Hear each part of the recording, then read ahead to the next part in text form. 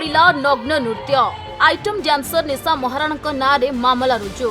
बलांगीर सदर थाना मामला रुजु करिछि पुलिस।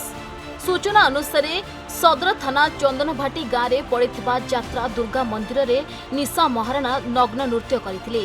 विभिन्न लोकों ठारू अभियोग पाइला परे सदर थाना मामला रुजु होछि। यात्रा आयोजक सुरेंद्र नाग एवं राधेश्याम मेहर को गिरफ्त करिछि पुलिस। एपरिक सदर थाना पुलिस एक टीम भुवनेश्वर जाई निशा महाराणा को खोजाखोजी करुछि। तेबे आज पुणी निशा महाराणा वीडियो वायरल हेबारे लागिछि, जहाकु नै पुलिस तत्पर हेबा सहित शीघ्र निशा महाराणा को गिरफ्त कराजिबो बोली मध्य जहा सूचना रहिछि।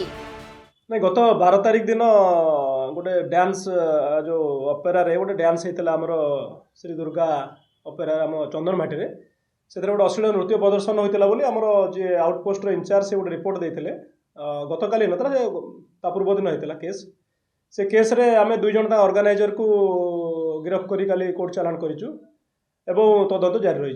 जी अश्लील नृत्य प्रदर्शन करते नाँ मामला रुजु होछि आउ एक्शन हो। बलांगीर गुप्तेश्वर पृष्टिंग रिपोर्ट खबर ओडिशा।